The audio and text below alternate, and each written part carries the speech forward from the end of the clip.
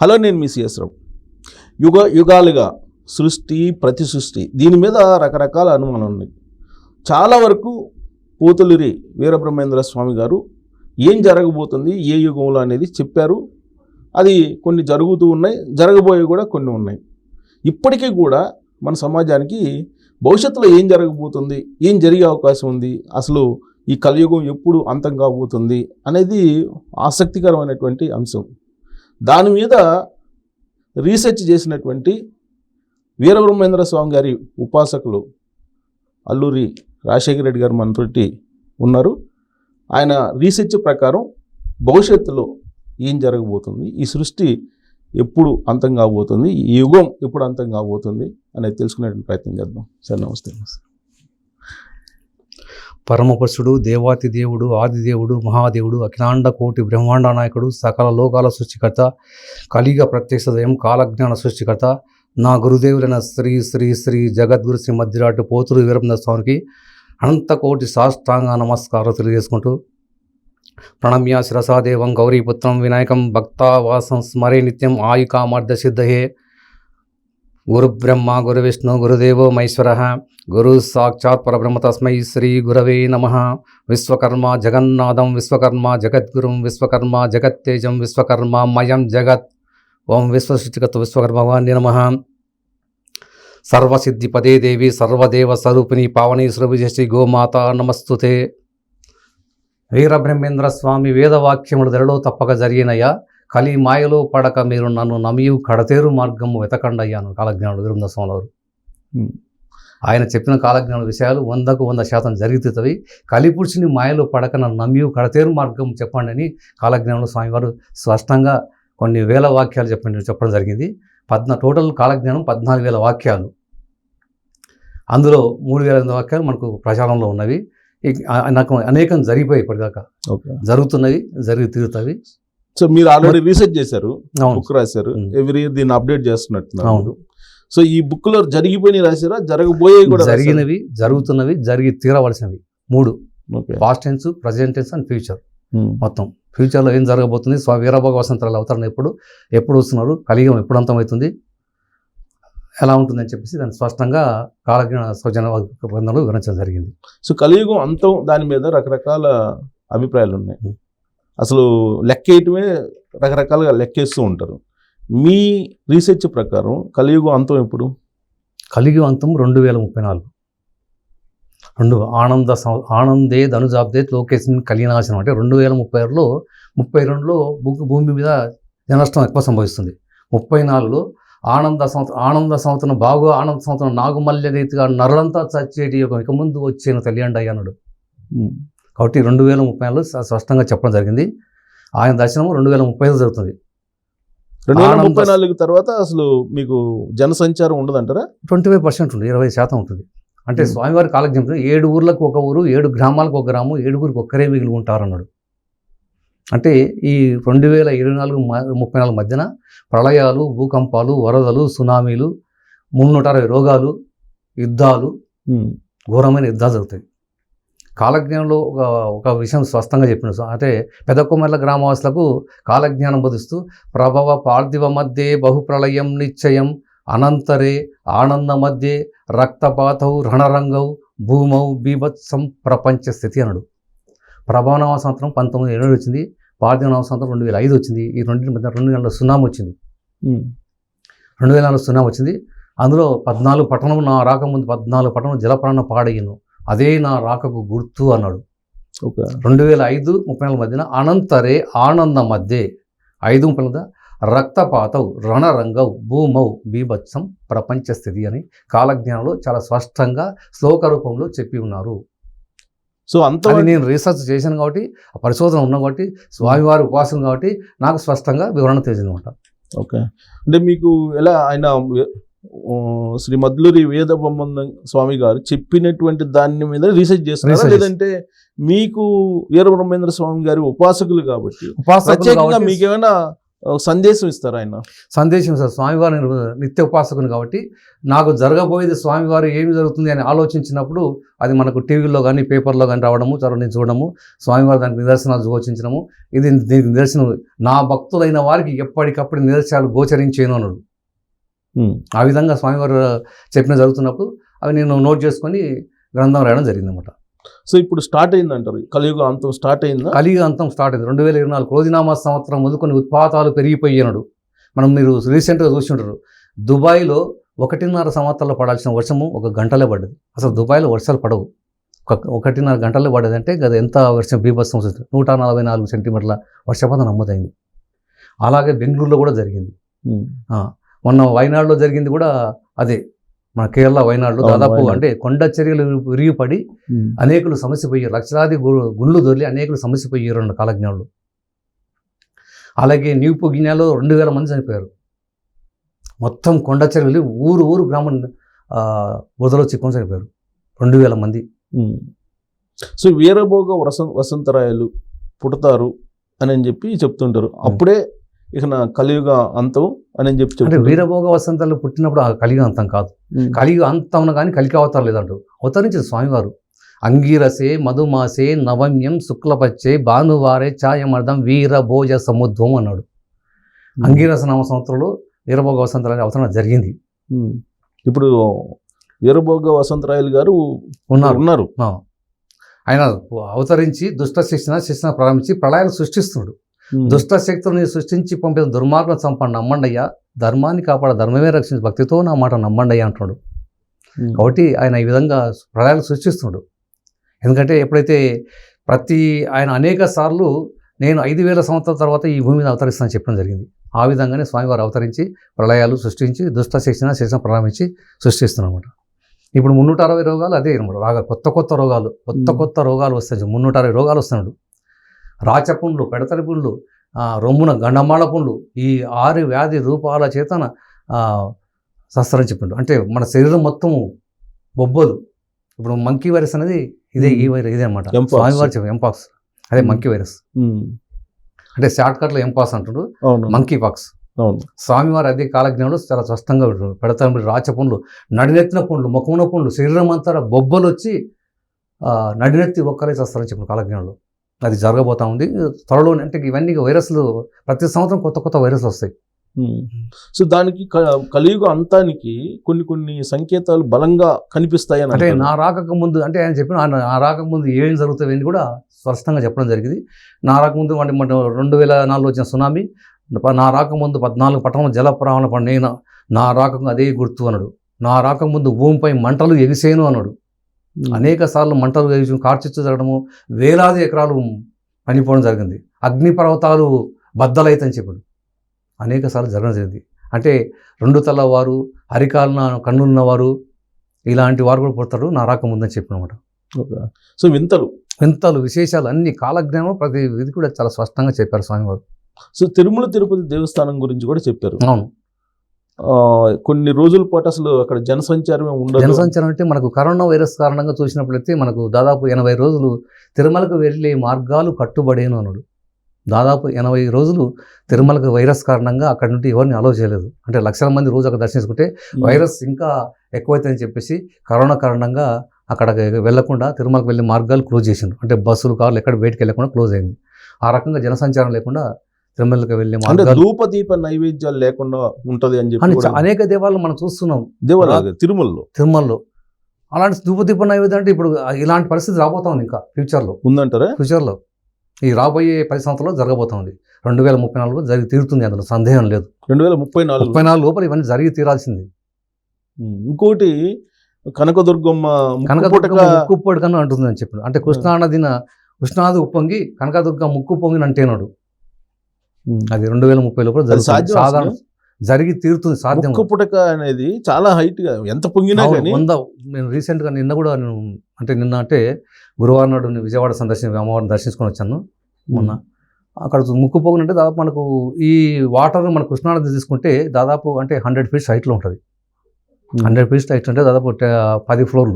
ఆ హైట్లో ముక్కు పొంగును తాకుతుంది. అప్పుడు అనేక వందల గ్రామాలు నీళ్ళలో మునిగిపోతాయి. మొత్తం ఎక్కడంటే దాదాపు కోట్ల మంది జనం నశిస్తారు. ఎప్పుడు ఎక్స్పెక్ట్ చేయొచ్చు దాన్ని? ఎక్స్పెక్ట్ చేసి 2030లో జరుగుతుంది, 30 లోపు జరుగుతుంది. 2030 లోపు. సో 34 దాకా కూడా అవసరం లేదు. 34 కూడా అవసరం లేదు. అంటే మంత్ టోటల్ ఎన్ని 2034లో పోతాను కదా. ఇప్పటి స్టార్ట్ క్రోధినామ సంవత్సరాన్ని ఉత్పాతాలుగా విపరీతంగా జరుగుతాయి. క్రోధినామ సంవత్సరం అంటే ఏప్రిల్కి అయిపోతుందిగా సార్. క్రోధినామ సంవత్సరం మొదలుకొని ఆనందనామ సంవత్సరం లోపల అంటే 2024-34 మధ్యకాలంలో ఈ ప్రళయాలు, భూకంపాలు, వరదలు, సునామీలు, ప్రపంచం అల్లకొల్లోలం, బీభత్సం. అది సో మొత్తం మనం ప్రపంచాన్ని ఖండాలుగా చూస్తాం కదా.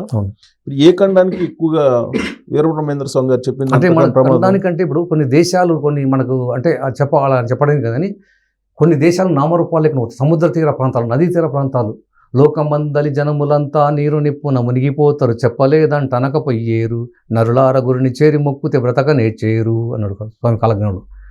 కాబట్టి ఈ నదీ సముద్ర తీర ప్రాంతాలన్నీ మ్యాక్సిమం అన్ని అవి సముద్ర తీరం ఉన్నవన్నీ మొత్తము కొన్ని దేశాలు నామరూపాలుగా అవుతాయి. జలప్రలయం అంటే ఉత్పాదనలు ఇప్పుడు మనకి ఎట్లా విజయవాడ దగ్గర వచ్చిన చిన్నది ఇప్పుడు స్టార్టింగే, అది మనకు ఒక శాంపిల్ మాత్రమే.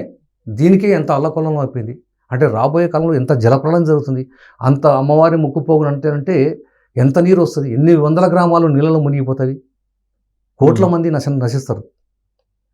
నీరు నిప్పు అంటే అణుబాంబులు వేసుకుంటారు, యుద్ధాలు జరుగుతాయి. ఇప్పుడు మన ఉక్రెయిన్ రష్యాకి జరుగుతుంది. ఇవన్నీ కొన్ని దేశాలు అటు ఇటు విడిపోతాయి అన్నమాట. అన్నీ సపరేట్ అయిపోయి దేశాలను ఒక దేశం ఒక దాడి చేసుకుంటాయి. క్షణకాలం సార్ ఒక అణుబాంబు వేసుకుంటాయి. అణుశక్తి గణతని పోడేరా అధిమృత్యు దేవత చంపేనన్న కాలజ్ఞానంలో. కాబట్టి అణుబాంబులు ఆ విధంగా వేసుకోవడం వల్ల జనం నశిస్తారు. సమయం లేదు అంతే. తినటానికి తిండి కూడా ఉండే పరిస్థితి ఉండదు అంటే అగ్గిపెట్టి బియ్యం కొన్ని వేల రూపాయలు కరువు కాటకాలు వచ్చినాయా, కోడిగుడ్డుతో బియ్యం కొలిచేరయ్యా స్వామి అని చెప్పి కోడిగుడ్డుతో బియ్యం పెళ్లికి వచ్చిన పెద్దలకి పానకమ్ములు ఇచ్చి పంపేరయ్యా కాలజ్ఞానంలో. ఇప్పుడు మనం ఎవరన్నా ఒక పెళ్ళి వెందుకు వెళ్తే మనకు 100 రకాల వంటలు చేస్తారు. చికెను, మటను, తర్వాత అన్నము, మొత్తము పొలావ్ అని రకరకాల అన్ని పెడతారు. కూల్ డ్రింక్స్, ఫ్రూట్స్, ఐస్ క్రీమ్లు, ఎన్నో రకాల వంటకాలు చేసి మనకు తినడానికి అన్ని రకాలు ఉంటాయి. కానీ రాబోయే కాలం అంటే 2030 అంటే దాదాపు 6-7 సంవత్సరాల తర్వాత ఇక పెళ్ళికి వచ్చిన పెద్దలందరికీ కనీసం పానకం ఇచ్చే ఇదే మా దగ్గర అంతకంటే శక్తి లేదు. ఎందుకంటే ఈ 2030లో జరిగే అంటే ఈ ఆంధ్రప్రదేశ్కి ఎఫెక్ట్ ఉంది. స్వామివారు చెప్పిందంటే గోల్కొండ, కొండవీడు, వెనుకొండ, తాడిపత్రి, గుత్తి, బళ్ళారి, నెల్లూరు, మునిమడుగు, ఈతముక్కల, గుంటూరు, మంగళగిరి, బెజవాడ, ఖమ్మం, కర్నూలు, మార్కాపురము, తంజావూరు, పుష్పగిరి, కంచి, మైసూరు, చెన్నపట్నం ఈ తావులలో రూపాయకు చిట్టెడు బియ్యం అమ్మేరున్నాడు. అంటే ఎలాంటి జలప్రలయం రాబోతుంది ఊళ్ళకు. ఈ ప్రళయం వచ్చినప్పుడు ఇలాంటి పెద్ద ప్రళయం వచ్చి ఊళ్ళ గ్రామాలు మొత్తం కొట్టుకపోతే అసలు బియ్యం అనేది దొరకడం చాలా కష్టం అనమాట. కాబట్టి ఇప్పుడు మనం బస్తాలు, లారీల్లో పెద్ద పెద్ద బస్తాలు వేసి గోడౌన్లు నింపుతున్నాం. రాబోయే కాలంలో రూపాయలు చిట్టెడు కోడిగుడ్డుతో బియ్యం కొలిచే రోజులు రాబోతుందంటే చాలా కరువు తాండవనబోతుంది అన్నమాట. గోల్కొండ అంటే హైదరాబాదా? గోల్కొండ, కొండవీడు అంటే గోల్కొండ అక్కడ కూడా గోల్కొండ ఇంకోటి. గోల్కొండ, కొండవీడు, వెనుకొండ ఇవన్నీ. ఇప్పుడు ఒకవైపు ఏమో కరువు అంటున్నారు, ఇంకొక వైపు ఏమో వరదలు అంటున్నారు. అవును. మరి ఈ రెండింటికి ఎట్లా కరువు వస్తేనేమో మీరు అన్నట్టు అంటే ఇప్పుడు కరువు అంటే మీరు చూడండి, ఇప్పుడు జలప్రలయం వచ్చినప్పుడు మొత్తం ఊళ్ళు గ్రామాలు మొత్తం కొట్టుకున్నప్పుడు ఒంట్లో ఉన్న బియ్యము అన్నీ తీసుకుపోయినప్పుడు మనకేముంటుంది? అప్పుడు కరువే కదా. కరువు అంటే 2 రకాలు వస్తుంది. అంటే మొత్తం వర్షాలు పడవు, బీభత్సం. అంటే వర్షాలు పడకపోవడం వల్ల పంటలు పండవు, ఆహార ధాన్యాలు ఉండవు, అప్పుడు తినడానికి తిండి ఉండడు. అప్పుడు ఆకులు అలములు నమిలి బంకమట్టి తింటారట. ఆకలి తట్టుకోవాలి, ఆకలి మగం పెడతారు. అసలు ఇంకోటి ఏంటంటే సైన్స్ ప్రకారం ఇప్పుడు వస్తున్న డేటా ప్రకారం ఇప్పుడు చైనా కూడా లేటెస్ట్గా ప్రకటించింది పిల్లలను పుట్టించండి, మీరు తొందరగా పెళ్లిళ్ళు చేసుకోండి. ఇంతకుముందు రిస్ట్రిక్షన్స్ ఉన్నాయి అమెరికా. అలాగే రష్యా ఒక 10 లక్షల జనసంఖ్య తగ్గిపోతుంది అక్కడ. జనసంఖ్య చైనాలో చాలా తగ్గింది ఇప్పటికీ. వాళ్ళ జనసంఖ్య పెంచుకోవడం కోసం అట్లా చెప్తున్నమాట. ఏదైనా ఇప్పుడు ఇంకా జనాభా పెరగడం అనేది అసంభవం. అవునా? 700 కోట్ల భూములో పొట్టు పోయి గట్టి నిలిచినాడు. ప్రపంచ జనాభా 790 కోట్లు. ఐక్యరాజ్యసమితి చెప్తుంది ఏంటంటే 800 కోట్లు దాటిందంట. 2011 వాళ్ళు లెక్కలు వేసి జనాభా లెక్కలు జరిగాయి. అప్పటి నుండి 2011 ఇప్పటి వరకు జనాభా లెక్కలు చేయలేదు. వాళ్ళు అప్రాక్సిమేట్లీ 200 కోట్లు అని చెప్పారు. కానీ ఇక్కడ కాలజ్ఞానం చెప్పుడే 700 కోట్ల భూమిలో పొట్టు పోయి గట్టు నిలిచినాడు. అంటే ధర్మానికి విరుద్ధంగా, ధర్మానికి వ్యతిరేకంగా ఉన్న వాళ్ళు, అక్రమాలు, అన్యాయాలు, మోసాలు, రకరకాలుగా ధర్మానికి విరుద్ధంగా ఉన్న వాళ్ళని కూడా పొట్టుపోయి గట్టించాలి. అంటే భక్తిపరంగా ఆధ్యాత్మిక వారికి ఉంటారు, ధర్మానికి విరుద్ధంగా ఉన్నవారు మట్టిలో కలిసిపోతారని కాలజ్ఞానం చెప్తుంది. అంటే ఇప్పుడు కారణం ఏంటి జనం నశించిపోవడానికి కారణం? పిల్లలు పుట్టకపోవడానికి, పిల్లలు పుట్టనేటువంటి పరిస్థితి ఎందుకు వస్తుంది అంటారు? టెక్నాలజీ పెరిగిపోయింది. ఇప్పుడు సైన్స్ ఇప్పుడు చూస్తున్నాం మనకు వచ్చిన తర్వాత, స్మార్ట్ ఫోన్లు వచ్చిన తర్వాత అందరూ ఎక్కువగా స్మార్ట్ ఫోన్లు చూస్తూ, అంటే దీని మీద దానివల్ల చాలా ఎఫెక్ట్ అవుతుంది అనమాట. చాలామంది సంతానం కూడా లేకుండా పోతుంది. అంటే జనాభా తగ్గాలి కాబట్టి ఆ రకంగా సంతానం కూడా కలగడానికి కారణం అవుతుంది. అంటే మరణాల సంఖ్య పెరిగి జనసంఖ్య జనాలు తగ్గి, బ్రహ్మదేవుని సృష్టించే పని తగ్గిపోతుంది. యమధర్మరాజుకి పని భారం అవుతుంది అని చెప్పాడు. యమునికి పరభారం అయితే ఎక్కువ అధిక చావులు జరుగుతుందన్నమాట. చనిపోయే సంఖ్య పెరుగుతున్నాం రోజు రోజుగా. అంటే ఎముడు శివ తాండవం వాడుతున్నాం అర్థంగా. అట్లా ఎప్పుడు ఇది మొత్తం 34 లోపల జరిగిపోవాలి. 34 లోపల 75% పోతుంది. దాదాపు ఇప్పుడు 790 కోట్ల జనాభా మనం అప్రాక్సిమేట్లీ చూసుకుంటే, ఆ 790 కోట్లలో 6 భాగాలు నశిస్తారు. 7 ఊర్లకు ఒక ఊరు, 7 గ్రామాలకు ఒక 7గురు ఒక్కరే మిగిలి ఉంటారు కాలజ్ఞానంలో. అంటే ఈ కలియుగంలో 3 భాగాలు పాపం. అంటే మొత్తం యుగాలు 4: కృతయుగము, త్రేతాయుగము, ద్వాపరయుగము, కలియుగం. ఈ చివరిది కలియుగం అనమాట. అంటే 3 భాగం, ఒక్కొక్క భాగము ఒక్కొక్క యుగం అయిపోగానే ఒక భాగం భూమిలో మునిపోవడం జరిగింది. 3 భాగాలు అయిపోయింది, 3 యుగాలు అయిపోయింది, 3 భాగాలు భూమి నీళ్లు ఉన్నాయి, ఒక భాగం మాత్రమే యుగాలు లెక్కన వస్తుందంటారా భూభాగం?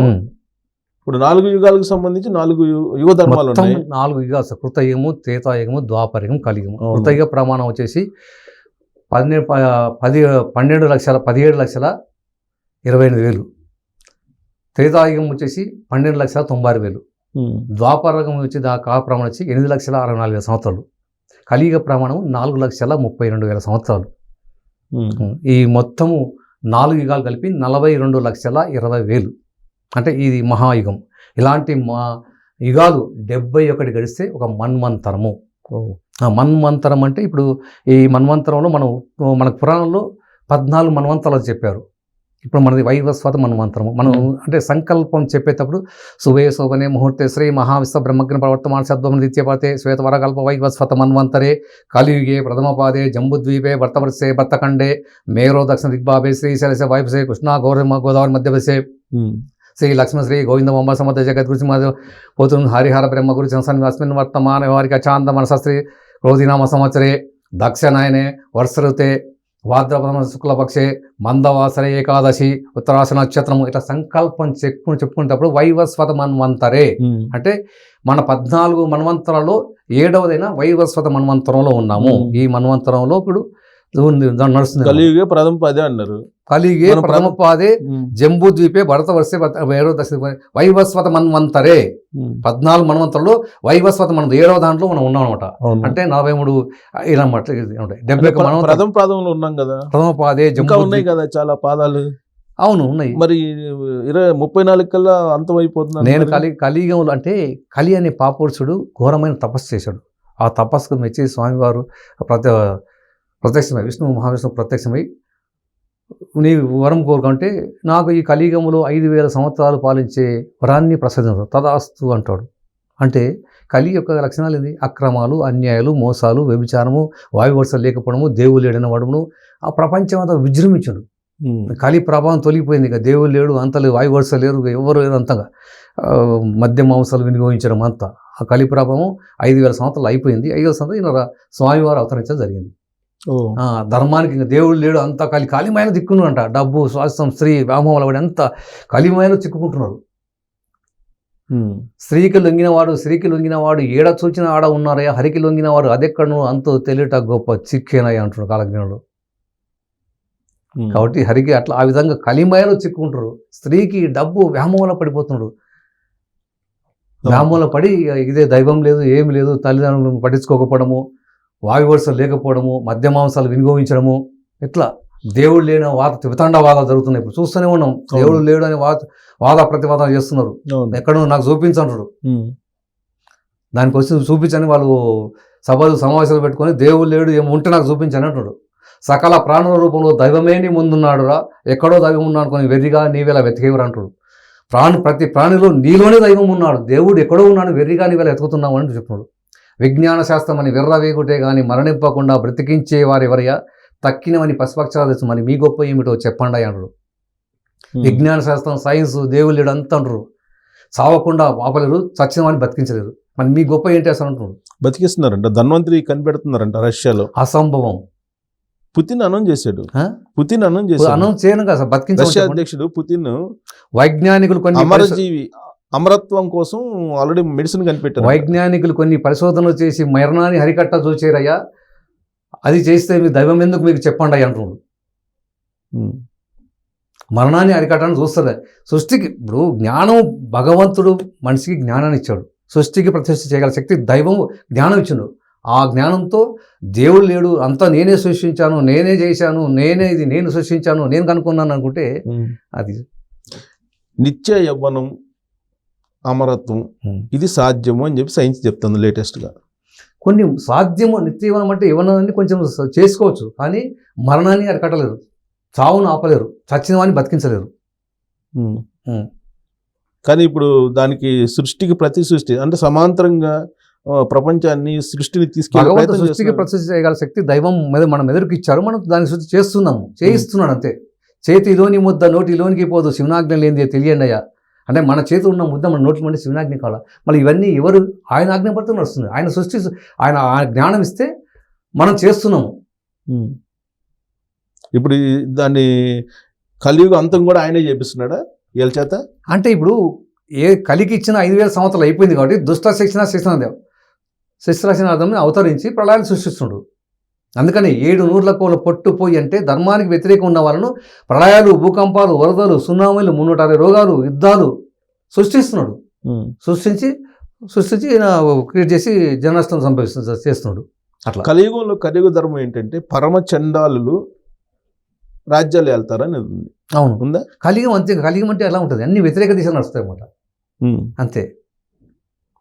అంటే ఎంత చండాలం పనులు చేస్తే అంత బాగా కలియుగం అంతే. కలియుగం అంత వ్యతిరేకం ఉంటుంది అంతేగా. ఎప్పుడు దాకా 2034 దాకా ఇంకా 34 లేదు, అయిపోయింది. ఇప్పుడు 34 స్టార్ట్ అయింది. క్రోధనామ సంవత్సరం మొదలుకొని ఇక ఇవన్నీ దుష్టశ ప్రారంభించండు. 34 లోపల ఇవన్నీ జరిగిపోతాయి.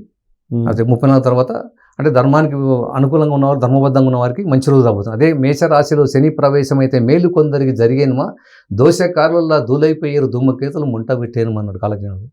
కాబట్టి ఆ రకంగా మేలు కొందరికంటే భక్తులైన దైవభక్తులైన పుణ్యాత్మలకు మంచి జరగబోతుంది. ధర్మానికి వ్యతిరేకంగా అధర్మంగా ఉన్న వారికి ఇక అంటే మేషరాశి అన్నప్పుడు 2020లో అప్పుడు అంటే జనాష్టం అప్పుడు ఎక్కువ జరిగిపోతుంది. ప్రళయాలు, భూకంపాలు, వరద, సునామీ వల్ల వాళ్ళు నశిస్తారు అని చెప్తున్నారు మీరు. కానీ ప్రతి యుగానికి ధర్మాలు ఉన్నాయి. కృత యుగానికి ఒక ధర్మం ఉంది, త్రేతాయుగానికి ఒక ధర్మం ఉంది, ద్వాపర యుగానికి ఒక ధర్మం ఉంది, కలియుగానికి ఒక ధర్మం ఉంది. ఈ ధర్మానికి వ్యతిరేకంగా ఉంటేనే పాపం అని అంటారు కొంతమంది. ఏమంటారు? ధర్మానికి వ్యతిరేకంగా ఉంటే పాపం అంటారు.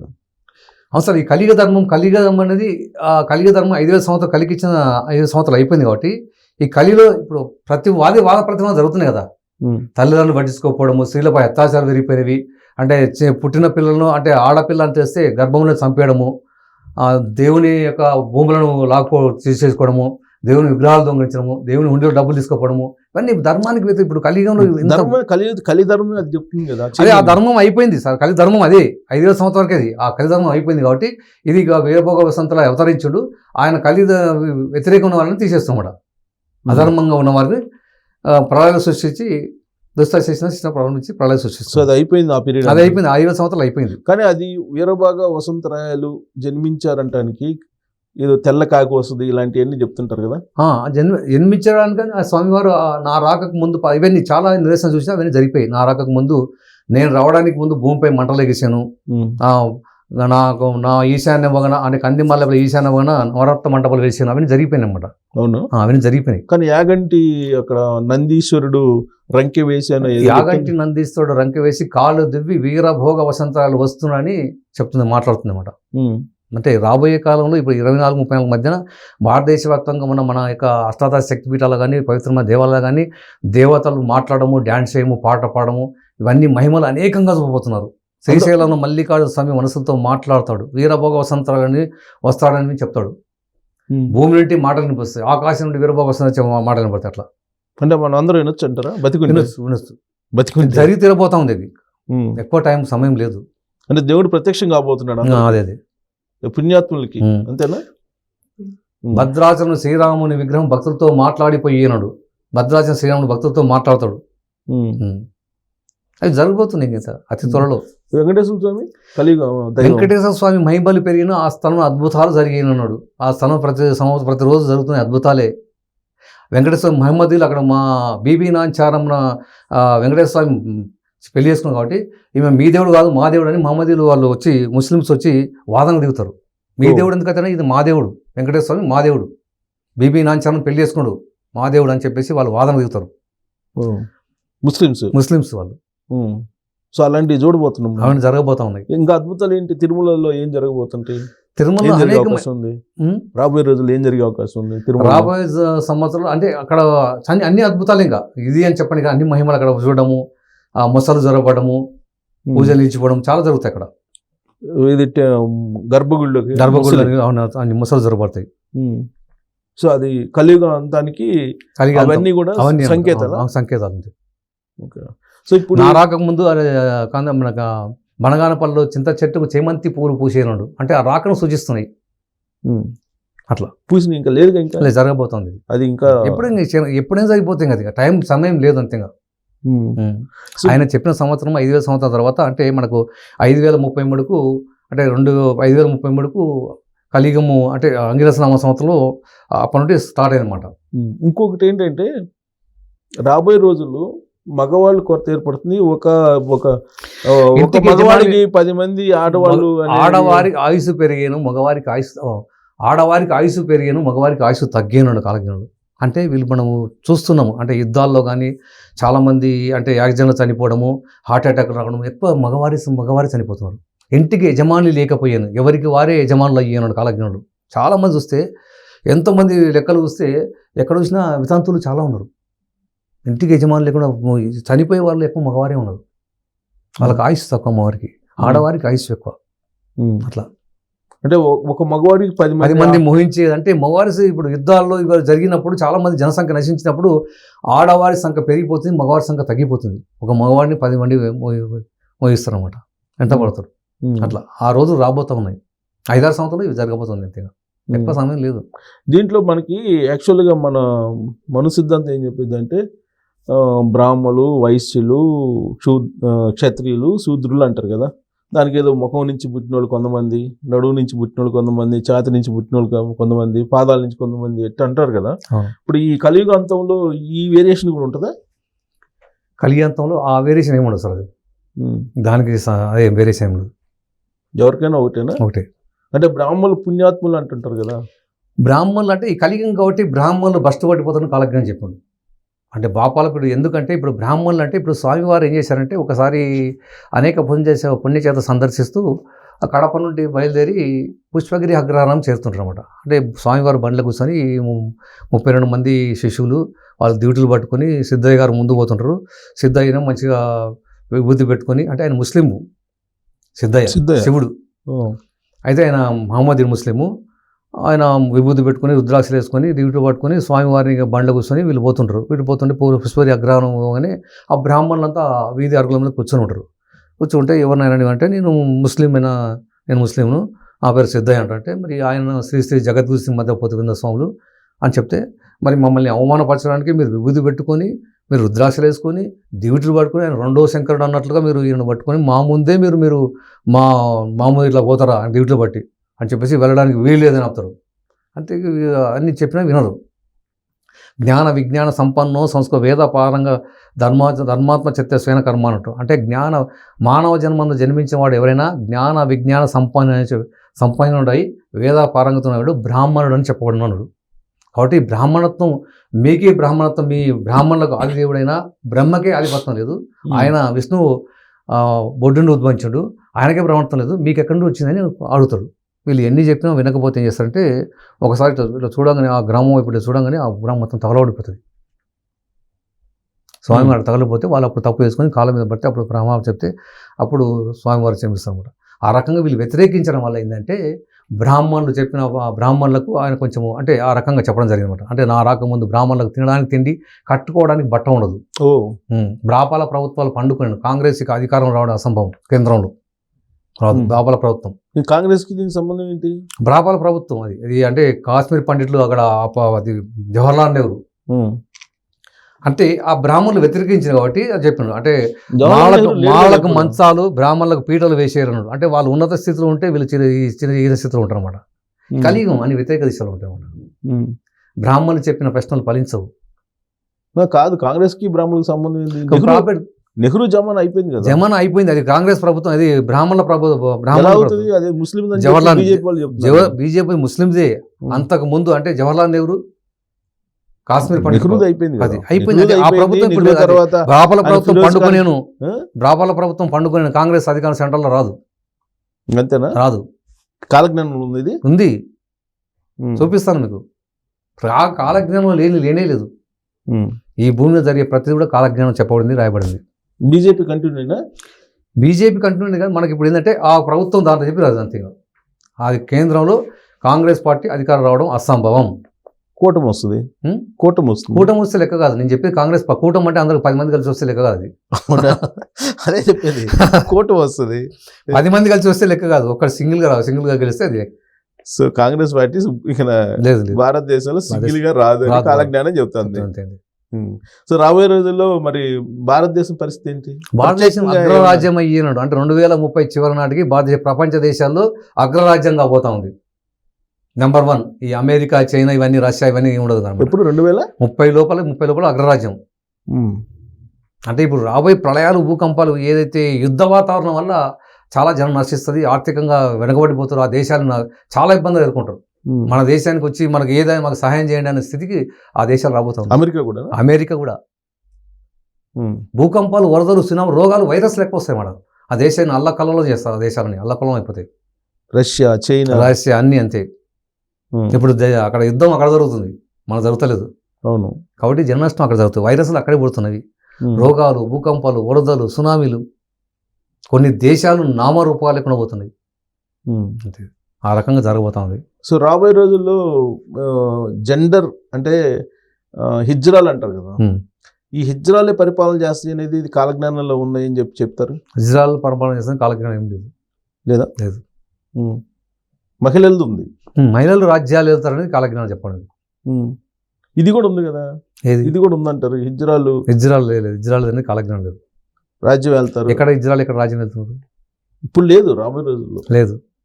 ఇప్పుడు ఏమన్నా రాజ్యాలు వెళ్తున్నారా హిజ్రాలు? కొన్ని చోట్ల ఇప్పుడు చట్టసభల్లో వాళ్ళకి కూడా స్థానం ఇచ్చారు. అవకాశం ఉండొచ్చు. రాజ్యాలు వెళ్తారనేది దానికి ఏం లేదు. అంతే అవకాశం దానికి మామూలుగా ఉంటుంది, దానికి ఇబ్బంది ఏం లేదు. సో అమెరికా ప్రమాణం ఏం చెప్పారు? అమెరికా దేశం అంటే ఒక దక్షిణ అమెరికా దేశంలో ఒక భూకంపం వస్తుంది, అందులో 5 కుటుంబాల వారి మిగులుతున్నారు. ఆయన భక్తులై ఉండొచ్చు వాళ్ళు, ఆ ఫ్యామిలీస్. 5 కుటుంబాల వారి ఆ భారీ భూకంపం సంభవిస్తుంది దక్షిణ అమెరికా దేశంలో ఒక నగరంలో. అన్ని అంటే 5 కుటుంబాల వారే మిగులుతారని చెప్పిండు కాలక్రమంలో. సో భారతదేశం అగ్రరాజ్యం. భారతదేశానికి వచ్చిన ఇబ్బంది ఏం లేదు. ప్రపంచ దేశాలు అగ్రరాజ్యంగా నిలుస్తుంది భారతదేశం. భారతదేశం పుణ్యభూమి. పాలకులు సంబంధించి ఏం చెప్తారు కాలజ్ఞానంలో? పాలకు వచ్చి ఏది ఏమైనా మనకు 2000 అంటే నెక్స్ట్ ఎలక్షన్ అంతే. ఇప్పుడు 2024 ఇది 29 లాస్ట్ ఎలక్షన్, నెక్స్ట్ ఎలక్షన్ ఉండదు. ఇంకా అవసరం లేదు. అంటే స్వయంగా దైవము వీరభోగ వసంతరాయలే ప్రపంచం 7 దీవులు ఏకచక్రం ఏలును బ్రహ్మాండం అంతా అంటాడు. ఎలా పోతా ఉన్నాడు ప్రపంచం. ఇంకా రాజకీయ నాయకులతో కానీ, పోలీసులతో కానీ, లాయర్లతో కానీ, డాక్టర్లతో కానీ అవసరం లేదు. ఎందుకంటే జనాభా నష్టించిన తర్వాత ధర్మబద్ధంగా, న్యాయబద్ధంగా, భక్తిపరంగా ఆధ్యాత్మికంగా ఉన్నమాట కాబట్టి దైవపాలన జరగబోతున్నప్పుడు అప్పుడు ఎవరికి ఏ రోగాలు రావు. అందరూ ఆరోగ్యంతో, సుఖ సంతోషంతో, అష్టైశ్వర్యతో, భోగభాగ్యాలతో ఉంటుంది. దేనికి ఇబ్బంది ఉండదు. 2029 లాస్ట్ ఎలక్షన్ అంటారు. అంతే, తర్వాత ఎలక్షన్స్ ఉండవు అంటారు. 29 తర్వాత 29 ప్రాంతంగా ఎలక్షన్ ఉండదు. సో ఆ తర్వాత మేము 30,000 రాజకీయాలు ఉంటాము, 20,000 రాజకీయాలు ఉంటాము. ముందు వెనకాల గానకున్నారు మురుకులై భూమిలో ముందు గతిని ఎరగకున్నా. ముందు ఏం జరగబోతుందో తెలుసుకోలేకపోతాం. 30,000-40,000 రాజకీయాలు ఏముంటారు? రాజకీయాలు ఎందుకుంటే ఆయన స్వయంగా రంగంలో దిగి 7 దీవులు ఏకచక్రం ఏలును బ్రహ్మాండం అంతా చూడు ఏడబోతున్నాడు. ప్రపంచం అంతా పాలించబోతున్నాడు ఏకచక్రవర్తి. ఇప్పుడు కొన్ని పట్టణాల గురించి కూడా చెప్పింది ఇది కాలజ్ఞానంలో. కావలిపట్నం, కనకపట్నం అయ్యాను ఇలా చెప్పారు. అంటే ఇప్పుడు నెల్లూరు నీటిమై నెల్లూరు నీట మారిపడుతుంది. అంటే ఇలాంటివి వచ్చినప్పుడు, సునామీలు వచ్చినప్పుడు అది జరుగుతుంది. ఇప్పుడు మొన్న విజయవాడ సేమ్ అది ఆ రకంగా జరగబోతుంది అనమాట. నెల్లూరు మొత్తం నీళ్ళలో మునిగిపోవడం దాని గతంలో జరిగింది, మళ్ళీ అది జరగబోతా ఉంది. మళ్ళీ జన నష్టం ఎక్కువ జరుగుతుంది ఇక్కడ. ఆంధ్ర వారికి ఎక్కువ జన నష్టం ఉంది. తెలంగాణకు అంత ఎఫెక్ట్ లేదు, కానీ ఆంధ్ర మొత్తం అక్కడ అంటే సముద్రాలు నదులు చాలా దగ్గరలో ఉన్నవి. సముద్ర తీర ప్రాంతాలు, నదీ తీర ప్రాంతాలు ఇవన్నీ చాలా సమస్యలు ఏర్పడతాయి ఇక్కడ. హైదరాబాద్ భవిష్యత్తు గురించి కాలజ్ఞానం ఏం చెప్పారు? హైదరాబాద్ అంటే మూసీ నది ఉప్పొంగి హైదరాబాద్ పాడయ్యాడు అంటే 1908లో జరిగింది ఆల్రెడీ. 19 మూసీ నది ఉప్పొంగి దాదాపు 15,000 మంది చనిపోయినప్పుడు. ఇవన్నీ చాలా మంది చనిపోయి జరిగింది. మళ్ళీ కూడా ఉంది అంటే మూసీ నది ఎఫెక్ట్ కొంత ఉంటుంది, చాలా ఎఫెక్ట్. అదే నది తీర, నేను చెప్తాను, నది తీర ప్రాంతాలు, సముద్ర తీర ప్రాంతాలు ఇవన్నీ జలమయం అవుతుంది. రెండే ఎక్కువ జనాభా అంటే వైరస్లు, జలప్రళయము, భూకంపాలు, వరదలు, ఈ మొత్తం అణుబాంబుల వల్ల అంటే లోకమందలి జనములంతా నీరు నిప్పు రెండు ఎక్కువ చెప్పినమాట. జనం దానివల్ల ఎక్కువ నశిస్తారు. సో హైదరాబాద్లో బంగారం అయ్యన భూములు అనేది ఉంది కదా, లేదా? ఇక అంటే బంగారం ఆల్రెడీ ఇక్కడ అంటే ఆకాశం అంటే ఇప్పుడు దాన్ని మనం ఒకప్పుడు చూసుకుంటే మనకు కోకాపేటలో 100 కోట్ల దాకా అంటే అమ్మడం జరిగింది. నాకు తెలిసి ప్రపంచంలో అత్యగా అయ్యే 100 కోట్లు ఎకరా భూమి ఎక్కడ లేదు. అంత ఆకాశం అంటట్లేదు. ఇక ముందు ఫ్యూచర్లో మాత్రం లేదు. ఇంకా రేట్లు అనేది market down, real estate down, మార్కెట్లో అది చాలా ఇయర్ టు ఇయర్ డౌన్ అయిపోతుంటుంది. ఎందుకంటే దేశవ్యాప్తంగా ప్రళయాలు, భూకంపాలు, వరదలు, సునామీలు, కొత్త రోగాలు రావడం వల్ల ఉద్యోగాలు, కంపెనీలు మూతపడతాయి, ఉద్యోగాలు పోతాయి.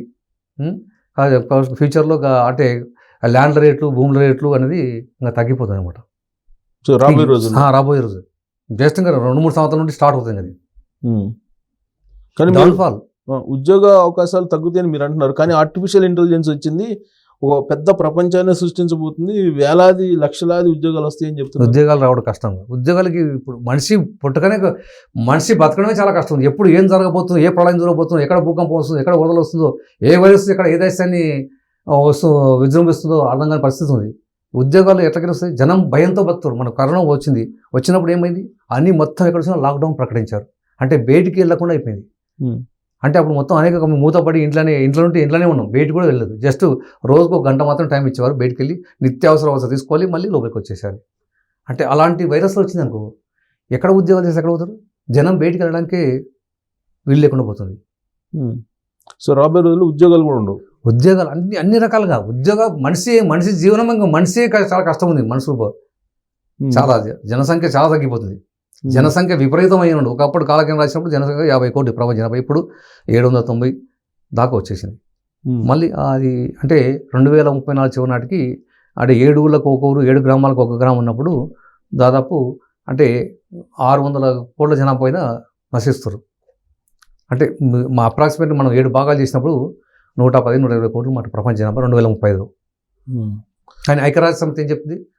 111 కోట్లు 2050 నాటికి అంటుంది. అంటే వాళ్ళకి తెలియదు, ఐడియా లేదు దానికి. ఇవి జరగబోతాయి, ఇవి రాబోతుంది, వాళ్ళకి అంచనా వేయలేకపోతున్నారు, తెలియదు. ఇప్పుడిప్పుడే శాస్త్రవేత్తలు రాబోయే కాలంలో విపరీతం జరగబోతున్నాయి, ఇవి చాలా గ్రహశకాలు భూమి ఢీకొనబోతున్నాయి, ఇప్పుడు అంచనా వేస్తున్నారు. కానీ స్వామివారు ఎప్పుడో చెప్పారు కదా, ఆయన సృష్టిస్తున్నారు. ఆయన చెప్పడం అంటే ఆయన రాసి నేనే నా మహిమ తెలియని ద్రోహి మందలు చీమల పుట్టలు చెదల పుట్టలు మడిసినట్టు మడిసేరన్నాడు. ఆయన సృష్టిస్తున్నాడు. అట్లా సృష్టి రాసి మహిమతో కొంతమంది ఏమనుకుంటున్నారు, అభిరామం గారు ఊహించమను, రేపేం జరుగుతుందో ఊహించుండు, అవి జరుగుతావా? జరిగినోడు చూద్దాంలే.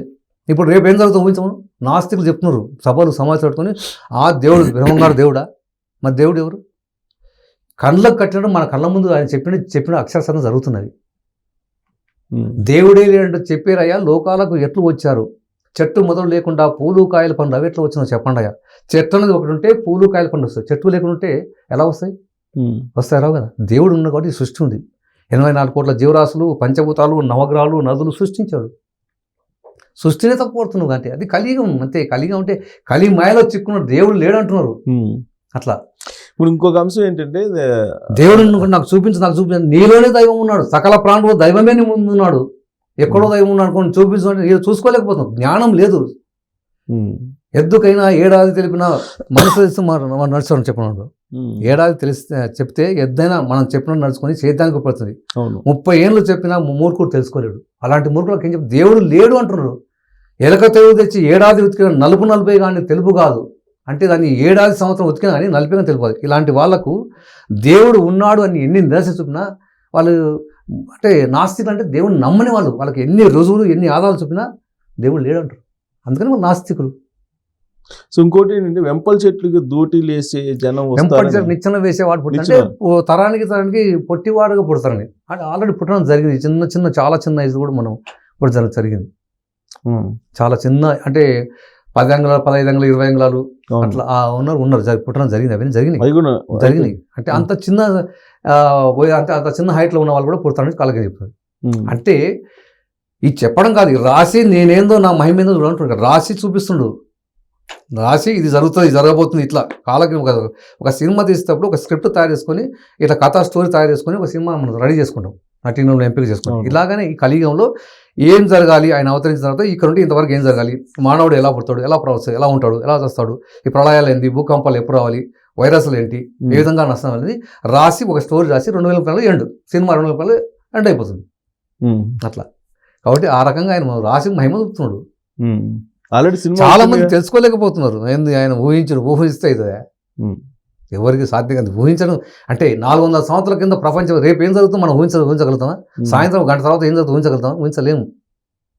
మహిళలకు సంబంధించి విపరీతమైన ధోరణుల గురించి కూడా దీనిలో కాలజ్ఞానాలు చెప్పారు కదా, ఏం చెప్పారు? మహిళలకు సంబంధించి విపరీతమైనటువంటి ఆలోచనలు వాళ్ళకి, అంటే మహిళలకు సంబంధించి మహిళలపై అత్యాచారం జరగడము, అన్ని రకం మహిళలు రాజ్యాలు వెళ్తారని చెప్పిండు. తర్వాత వీళ్ళకు అంటే కట్నం కోసం వేధింపు చేసి వాళ్ళని చంపేస్తారని అట్లా చెప్పిండు.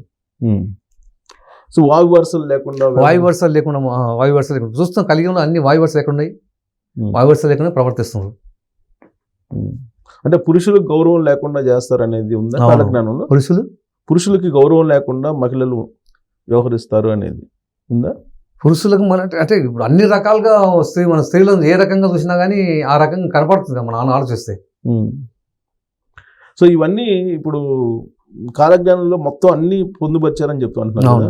ఇప్పుడు కొన్ని మార్పులు భారతదేశంలో రాబోయేటువంటి రోజుల్లో ఏం జరుగుతాయి అని చెప్పి కాలజ్ఞానం రాస్తుంది. అంటే ఇప్పుడు ఢిల్లీ రాజధాని ఉంది. ఢిల్లీ రాజధాని అంటే ఉత్తరాది ప్రజలు దక్షిణాదిముఖంలో ఉత్తరాయణ మందు ఆనెగొందికి చేరవచ్చెదరనుడు. అంటే ఉత్తరాది ప్రజలు అంటే క్రోధినామ సంవత్సరం, అంటే ఇది మనకు 2024లో క్రోధినామ సంవత్సరము ఉగాది నుండి మొదలుకొని 2025 ఉగాది వరకు క్రోధినామ సంవత్సరం. ఉత్తరాయణం అంటే ఉత్తరాయణము దక్షిణం 2 ఉంటాయి సంవత్సరానికి. అంటే ఉత్తరాయణం అంటే జనవరి 15 నుండి జూలై 15 వరకు ఉత్తరాయణం పుణ్యకాలం. ఇది దక్షిణం అనేది జూలై 15 నుండి జనవరి 15 వరకు దక్షిణాయనం. ఇప్పుడు దక్షిణంలో ఉన్నాము. అందుకని నేను సంకల్పం చెప్పేటప్పుడు దక్షిణాయనం చెప్పాను. క్రోధినామ సంవత్సరం చెప్పడం సంకల్పం చెప్పాను, దానికోసం చెప్పడం జరిగింది. ఈ వైరస్ మనం అంతా దక్షిణాయనంలో ఉన్నాం అనమాట. అంటే స్వామివారు ఉత్తరాధిపతి అంటే ఢిల్లీ వారు తరలి ఆనెగొందికి చేరవచ్చెదరనుడు. ఉత్తరాయణం మళ్ళీ ఎప్పుడు వస్తుంది అంటే 2024 25 మళ్ళీ జనవరి 15 నుండి ఉగాది వరకు. ఉగాది దాటాక మళ్ళీ కాదు, సంవత్సరం మారిపోతుంది. కాబట్టి ఉగాది లోపల క్రోధినామ ఢిల్లీ వారు తరలి ఆనెగొందికి అంటే కర్ణాటకలోని హంపి వద్దనున్న ఆనెగొందికి చేరుకుంటారు, అక్కడికి వస్తారు. ఇప్పుడు ఈ సంవత్సరం 24 క్రోధినామ సంవత్సరంలో జరుగుతుంది. అంటే మనకు ఇంగ్లీష్ సంవత్సరం అయితే 24 డిసెంబర్కి అయిపోతుంది. క్రోధినామ సంవత్సరం తెలుగు సంవత్సరం అయితే మనకు ఉగాది వరకు లెక్క. కాబట్టి 25 మనకు ఉగాది వరకు క్రోధినామ సంవత్సరం, 25 ఉగాది వరకు క్రోధినామ వస్తుంది. ఉగాది దాటితే మళ్ళీ కొత్త సంవత్సరం స్టార్ట్ అవుతుంది. సో ఈ సంవత్సరం ఉత్తరాయణం అంటే ఉత్తరాయణ దక్షిణాయనం ఉన్నాం మనం, మళ్ళీ ఉత్తరాయణం జరుగుతుంది. అదే ఏదైనా కానీ ఉత్తరాయణం జరుగుతుంది అని చెప్పాడు. 2025 ఏప్రిల్ లోపల అంతే. ఇప్పుడు అక్కడ ఢిల్లీ రాజధాని ఉండదు. రాజధాని ఉన్నది తాత్కాలికంగా ఉంటుంది, ఇక్కడ రాజధాని అవుతుంది. ఎందుకంటే ఢిల్లీ అనేది మనకు ఏ రకంగా చూసుకున్నా కానీ అది అనుకూలమైన ప్రదేశం కాదు. భూకంపాలు, వరదలు, తర్వాత వాయు కాలుష్యము. వరదలు వచ్చి చాలా బీభత్సమైంది మన లాస్ట్ ఇయర్ అంటే 6 months బ్యాక్. తర్వాత వాయు కాలుష్యం, ప్రపంచంలో అత్యధిక వాయు కాలుష్యం ఢిల్లీ. తర్వాత మనకు వాటర్ చాలా ఎఫెక్ట్ ఉంది. వాటర్ మొన్న సమ్మర్లో వాటర్ సర్వీస్ చేస్తే బైక్ వాటర్ సర్వీస్ చేస్తే 2000 రూపాయలు పెనాల్టీ వేసారు. అంటే వాటర్ చాలా ఇబ్బంది అయిపోయింది అన్నమాట. అన్ని రకాలుగా ఏ రకంగా చూసుకున్నా కానీ మనకు ఢిల్లీ అంత సురక్షితమైన రాజధాని కాదు. కానీ ఇప్పటికీ మరి ఎప్పటికో ఆలోచన చేసి సెకండ్ రాజధాని మనకు ఎక్కడో అనేది ఆలోచన చేయాలి. మరి ఎందుకు దీని మీద ఆలోచన చేస్తున్నారు? ప్రపోజల్ ఉంది, ఎప్పుడుంటో ఉంది అంటారు కానీ దాని మీద సీరియస్ గా ప్రయత్నం చేయాలి. ఎప్పుడో చెప్పారు కాలజ్ఞానంలో. ఇప్పుడు కాలజ్ఞానం ఉంది, అది స్పష్టంగా చెప్తున్నా కదా. ఉత్తరాయణ ముందు 2000 క్రోధినామ సంవత్సరం ఉత్తరాయణ ముందు ఢిల్లీ వారు తరలి ఆనెగొందికి చేరవచ్చేదని కాలజ్ఞానం చాలా స్పష్టంగా చెప్పబడింది. సో హంపి దగ్గర ఉన్న ఆనెగొంది, కర్ణాటక హంపి ఆనెగొంది. నేను స్పష్టంగా చెప్తున్నాను కదా. దానికి ఉత్తరాయణ రాజధాని అక్కడ కాబోతుంది. అక్కడ ఇది టెంపరీగా ఉన్నా ఇక్కడికి వచ్చేస్తుంది. ఎందుకంటే అక్కడ అది మనకు అనుకూలమైన పరిస్థితి కాదు. వైరస్ ఇప్పుడు వాయు కాలుష్యం వస్తే చాలా చాలా వాళ్ళకు హార్ట్ అటాక్ కూడా వస్తుంది, దానికి చాలా ఇబ్బందులు అవుతున్నాయి, శ్వాసకోశ వ్యాధులు వస్తున్నాయి, రకరకాల వ్యాధులు వస్తున్నాయి. అక్కడ కారణాలు ఏమైనా సరే కారణాలు ఏమైనా వాయు కాలుష్యం పెరిగింది, ఉమ్, అక్కడ ఉంటే ఇక్కడ రావాలి, అది కారణం ఏదైనా కానీ అని చెప్పి జరిగి తీరాల్సిందే. ఉమ్, జరగదనే సమస్య లేదు, 100% జరిగి తీరుతుంది, అందులో డౌట్ ఏమాత్రం లేదు. ఉమ్, కాలజ్ఞానం చెప్పింది ప్రతి జరిగేవి జరగ కొన్ని కూడా అట్లా ఏంటంటే జరిగేవి జరగవలసిన మిగిలి ఉంటే కన్ను మూసి తెలుసు జరిగిపోదని చెప్పాడు. వాయు ఒక క్షణకాలం జరపగలుగుతాడు, ఒక క్షణకాలం తలుచుకుంటే ఈ ప్రపంచాన్ని ఏమైనా చాలా చేయగలడు. ఉమ్, ప్రపంచం రాసి మహిమ నా మహిమ తెలియని ద్రోహి మందలు చీమల పుట్టాలు చెదల పుట్టాలు మనిషి అన్నాడు కాలజ్ఞంలో. ఉమ్. కాబట్టి అవన్నీ మహిమ చూపిస్తున్నాం అంతే, రాసి తెలుసుకోలేకపోతున్నాం ఇంకా. సో హంపి ఎందుకని కాలజ్ఞానంలో అట్లా రాశారు? ఆయన రాసి స్వామికి అంతే, ఆయన అదే రాసి చూపిస్తున్నాడు అంతేగా. హంపి అంటే ఆయన ఏం రాసినా జరగాల్సిందే, స్వామి వారు ఇట్లా రాస్తే జరిగి తీరాల్సిందే. ఉమ్. సో కాశీ అనేది హంపి హిందువులకి- అనేది కాకతీయుల రాజధాని, ఒకప్పుడు కాకతీయుల రాజధాని కాబట్టి ఓకే. అక్కడ హంపికి అక్కడ అనుకూలమైన ప్రదేశము అది అక్కడ చెప్పడం జరిగింది అనమాట. ఉమ్. సో హంపిలో ప్రాబ్లం ఉండదు ఉండదు కాబట్టి అక్కడ పెట్టేస్తున్నాడు వీరబ్రహ్మేంద్ర స్వామి గారు. ఆయన రాసిండు చెప్పిండు కదా, జరగాల్సిందే కదా, దానికి తిరుగులేదు అంతేగా. కాశీ అనేది పెద్ద పుణ్యక్షేత్రం హిందువులు కాశీ కదా. సో ఇప్పుడు కాశీలో గంగా కానరాకపోయినాడు అంటే సముద్రం మనకు ఆ నది గంగా నది తీరం పడిన అనేక ప్రాజెక్టులు నిర్మించారు, ఆ వాటర్ అంతా అక్కడ పోతుంది. అంటే ఏది ఏమైనా ఆయన గంగా అక్కడ కనపడదు అవునా? కొన్ని రోజుల పాటు అంతే, కొన్ని రోజుల పాటు కొన్ని రోజుల పాటు. అది ఎప్పుడు ఆ పీరియడ్ ఏమన్నా చెప్పారా? అది ఎప్పుడైనా జరగవచ్చు. అంటే ఈ ప్రపంచవ్యాప్తంగా అంటే సప్త సముద్రాలు నదులు బావులు జలాలు లేక నీరింకినడు, దుర్రేరు నీరింకదు, మానవుని శరీరం రక్త మాంసంతో ఇంకిపోతాయి, అప్పుడు భక్తులైన వారు ఒత్తులై నిలిచేరండు కాలజ్ఞంలో. భక్తులైన వారు ఒత్తులై నిలిచేరండు అంటే రాముడైన నేనే కృష్ణుడైన నేనే సర్వంపు నేనని తెలియండి అయ్యా, వాద భేదముల ధరలో శ్రీ వెంకటేశ్వర స్వామిని వెలిసింది నేనే నేనే నేనే అంటున్నాడు. అన్నీ ఆయనే. ఇప్పుడు అంటే వీరబ్రహ్మేంద్ర స్వామి అంటే ఆయనే కాదు, అన్ని రాముడు ఆయనే, కృష్ణుడు ఆయనే, వెంకటేశ్వర స్వామి ఆయనే, అంతా త్రిమూర్తి అవతరం, బ్రహ్మ విష్ణు మహేశ్వర అవతరమే వీరబ్రహ్మేంద్ర స్వామి. శివుడు ఆయనే, విష్ణువు ఆయనే, బ్రహ్మ ఆయనే, త్రిమూర్తి అవతరమే వీరబ్రహ్మేంద్ర స్వామి. తానే సృష్టిస్తారు, ఆయన సృష్టి పాలిస్తారు, నశింపజేస్తాడు, అంతే. మూడు ఆయన అన్నమాట. సో అందుకే ఆయన చెప్పినట్టు జరగాల్సిందే కదా, దానికి తిరుగులేదు, ఆపడానికి ఎవరి వల్ల కాదు. ఆయన వాక్కు జరిగింది రాసిండు చూపిస్తున్నాడు అంతేగా, జరిగి తీరుతుంది, జరుగుతుందా చూద్దాము, జరుగుతుందా జరిగి తీరుతుంది అంతేగా. సమయం లేదు, ఇప్పుడు మొదలుపెట్టి చూసుకోమండి అంతేగా, 2024 నుండి చూసుకోండి. అందుకని మేము చాలా స్పష్టంగా చెప్తున్నాం. అందుకని నా భక్తులు నా ధర్మాలు వెదజల్లుతారని చెప్పుడు, నా రాకముందు నా భక్తులు ధర్మాన్ని చక్కదిద్దుతారని అంటే కాలజ్ఞానం అందరూ చెప్తాం, కాలజ్ఞానం ప్రచారం చేస్తాం.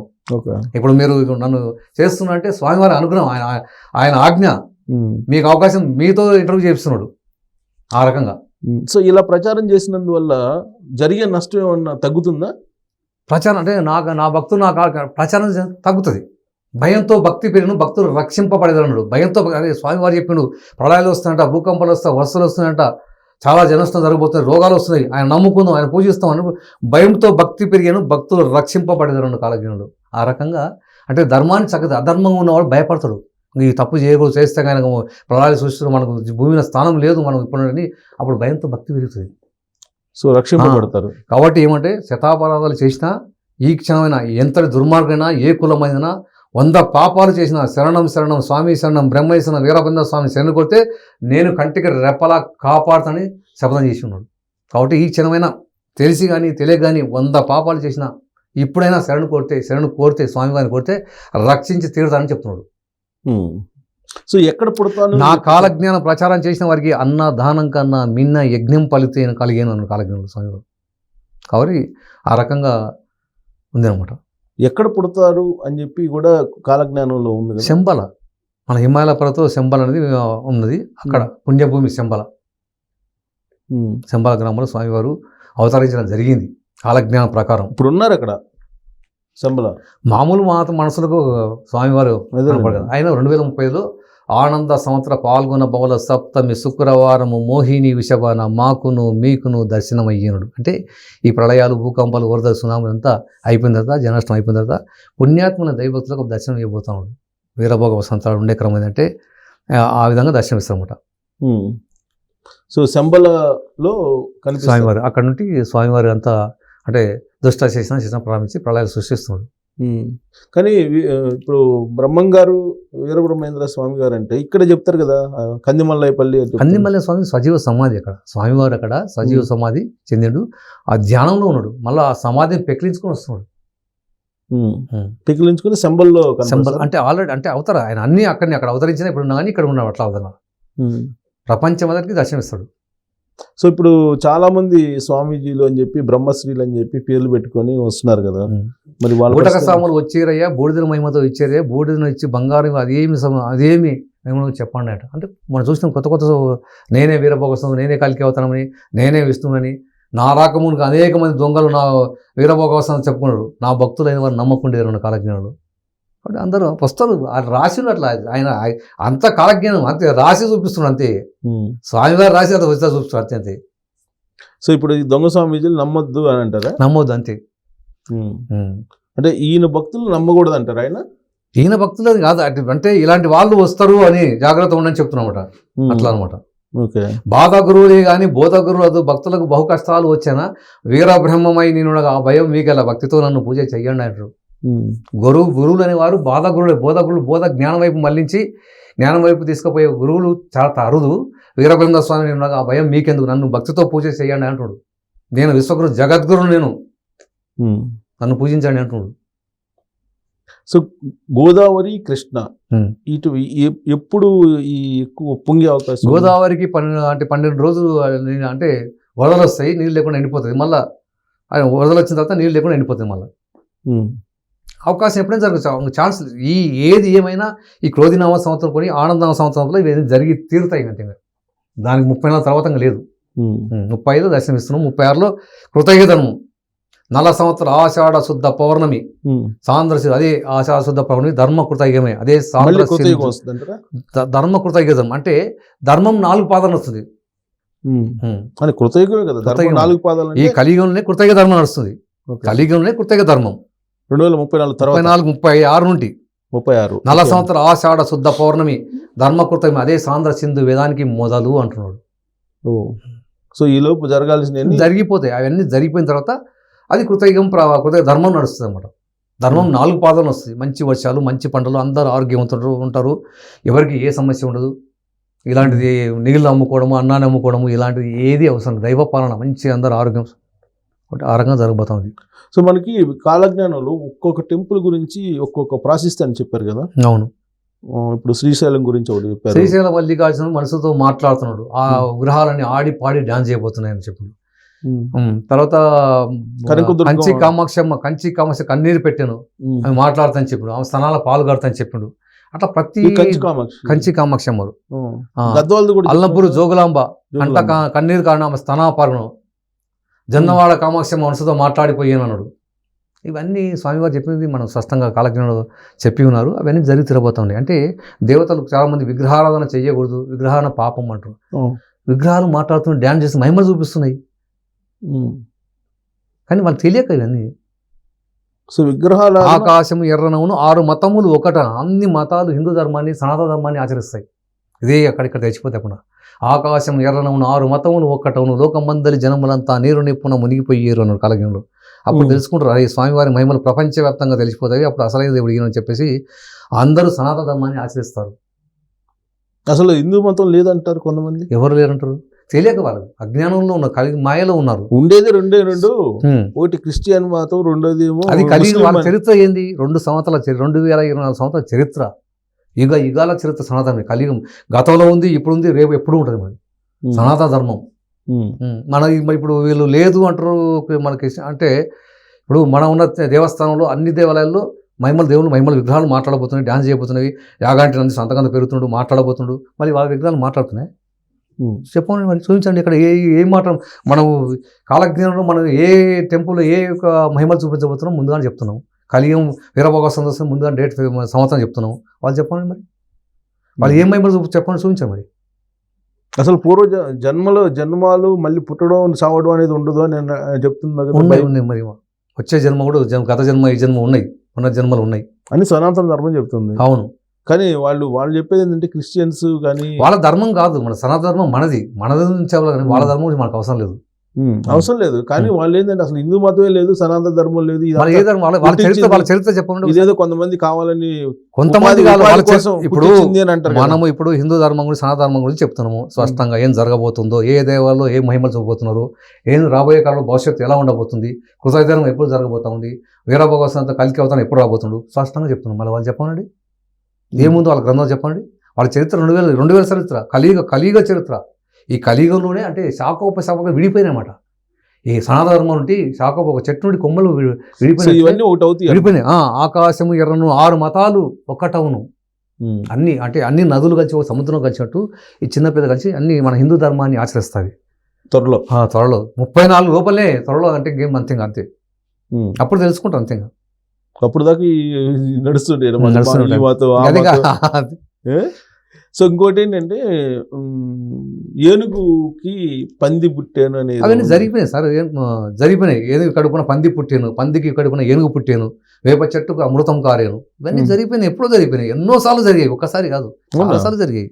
ఏది పందికి ఏనుగు, పంది పడుకున్న ఏనుగు, పంది కడుపున ఏనుగు పుట్టాను అంటే ఏనుగు ఆకారంలో ఉండి దంతాలుండి అవి మొత్తం చాలాసార్లు జరిగిపోయింది. మీరు గూగుల్లో సెర్చ్ చేయండి, చాలాసార్లు జరిగింది. గోవు విషయంలో కూడా చెప్పినట్లు ఆవు కడుపున మనుషుడు పుట్టినాడు, మనుషులతో తర్కవాదం చేసాడు అన్నాడు కాలజ్ఞుడు. అది జరిగిందా? జరుగుతుంది, జరగవలసింది భవిష్యత్తు వాక్యం జరిగి తీరుతుంది. ఇది ఆవు కడుపున మనిషి పుట్టాడు, మనసుతో తర్కవాదం చేస్తాడు. ఇది ఆవా పుట్టినట్టు మనిషి ఎట్లా. సో ఇవన్నీ జరగవలసిన భవిష్యత్తు వాక్యాలు ఇవన్నీ 34 లోపు జరుగుతాయి. ఇవన్నీ సందేహం లేదు, అందులో ఏం మాత్రం డౌట్ పడాల్సిన అవసరం లేదు. అందుకని మనము స్పష్టంగా చెప్పడం జరిగింది. కలియుగానికి వీళ్ళు కీర్తిశకానికి 44 చాలామంది కలియుగం ప్రమాణం 4,32,000 సంవత్సరాలు, ఇప్పుడు జరుగుతుంది 5,000 సంవత్సరాలు. ఇప్పుడే ఇక్కడ వస్తాడు, ఇంకా చాలా ఉంది. వీరభోగ వసంతాలు ఇప్పుడు కలియుగం అంతం చాలా ఉంది, ఇప్పుడే వస్తున్నా చెప్తున్నా చాలా మంది తెలియదు. అవును, చాలా మంది అదే చెప్తారు, తెలియదు. 5,000 సంవత్సరాలు నేను వస్తున్నా అవతారం ఇచ్చిండు, గంట కొట్టి మనం గంట వాయి చెప్పగలము. సో ఇప్పుడు ఇక రాబోయే రోజుల్లో ఇక ఈ ఎన్నికలు, పరిపాలకులు, పాలకులు ఇవన్నీ ఉండవు. 29 లాస్ట్ ఎండింగ్. 29 అంటే మనకి ఇప్పుడు 29 ఎలక్షన్ జరిగితే 29 మళ్ళీ ఎప్పుడు నెక్స్ట్ ఇయర్లో ఉంటుంది. 29 లాస్ట్ అంతే. 32, 34 మళ్ళీ ఎలక్షన్ అనేది ఉండదు. అయితే 29 లాస్ట్ అనుకోండి. అంటే 4 సంవత్సరాలు 5 సంవత్సరాలు అధికారం ఉంటారు. 29 లెక్కేసి 5 సంవత్సరాలు ఎంత అవుతుంది, 33 వరకు ఉంటారు అధికారం. 30 ఇంకా తర్వాత నరేంద్ర మోడీ గారు చాలా సందర్భాల్లో నేను దేవుడితో మాట్లాడతానని చెప్పేసి అంటున్నాను. ఆయన దైవ స్వరూపం అనేది ఆయన ఫీలింగ్ కూడా అప్పుడప్పుడు వ్యక్తం చేస్తారు. ఉండొచ్చు. అదేమన్నా కాలజ్ఞానంలో చెప్పారా నరేంద్ర మోడీ? ఇదేమన్నా ఏం లేదు, కాలజ్ఞానం ఏం లేదు. ఆయన అదే దేవుడితో మాట్లాడని చెప్తుంటాడు. ఉండొచ్చు, మాట్లాడుండొచ్చు. సో ఆయనే పర్మనెంట్ రూల్ చేయటం. పర్మనెంట్ రూల్ అని నేను చెప్తాను. 2014 ఎండ్ అయిపోయిన తర్వాత పర్మనెంట్ రూల్ అంటే భక్తిపరంగా ఉన్న వరకు ఆ స్వామి దైవ పాలన జరగబోతా ఉంది. ఇంకా వీరభోగ వసంతాలు వచ్చి ప్రపంచం 7 దీవులు ఏకచక్రం వెళ్తాను బ్రహ్మాండం అంత అంటాడు. ఇంకా పర్మనెంట్ రూల్ ఎలా అవుతాడు? 29 లాస్ట్ ఎలక్షన్, 34 వరకు అధికారులు ఉంటారు. తర్వాత ఇంకా ఈ రాజకీయ నాయకులతో అవసరమే లేదు. ఏమొస్తుంది? దైవమే పాలిస్తుంది. దైవమే వచ్చి భూమికి వచ్చినప్పుడు వీళ్ళతో అవసరమే ఉంది. అంటే ఆయన ఏమంటాడంటే దైవంతో సంభూతుడు అనుకుంటున్నాడు కదా ఆయన. అవును, సంభూతుడు అయితే వీరభోగ వసంతరాయలు గారి రూపంలో తనే ఉన్నాడని. వీరభోగ వసంతాలు నరేంద్ర మోడీ అంటారా మీరు? నేను ఆ మాట ఆయన అప్పుడప్పుడు దైవంతో సంభూతుడే అంటారు. ఇప్పుడు ఆయన భక్తులు ఏమంటారు, కొంతమంది అన్ని రూపాలు ఆయనేనని చెప్తుంటారు. ఆయన భక్తులు ఎవరి భక్తులు? మోడీ భక్తులు. మోడీకి భక్తులు భగవంతుడు భక్తులు ఉన్నారు కదా మోడీకి. అయ్యో లేదు, మీరు అనుకో రాజకీయ అభిమానులు ఉండొచ్చు, ఆయన గౌరవించే వ్యక్తి ప్రధానమంత్రిగా ఉన్నాడు కాబట్టి ఆయనకు అభిమానులు ఉండొచ్చు, చేయొచ్చు. కానీ ఆయనకే కదా అభిమానులు అందరికీ ఉంటారు. భక్తులు అంటే భగవంతునికి భక్తులు ఉంటారు, కానీ మనిషికి భక్తులు ఎలా ఉంటారు?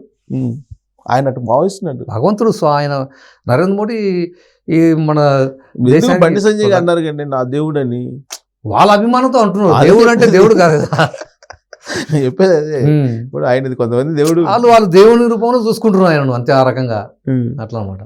సో ఇంకా ప్రత్యేకమైనటువంటి ఇప్పటి వరకు మీరు ఎక్కడ బయట పెట్టినటువంటి మార్పులు ఏం జరగబోతున్నాయి రాబోయే రోజుల్లో భారతదేశంలో ప్రత్యేకించి?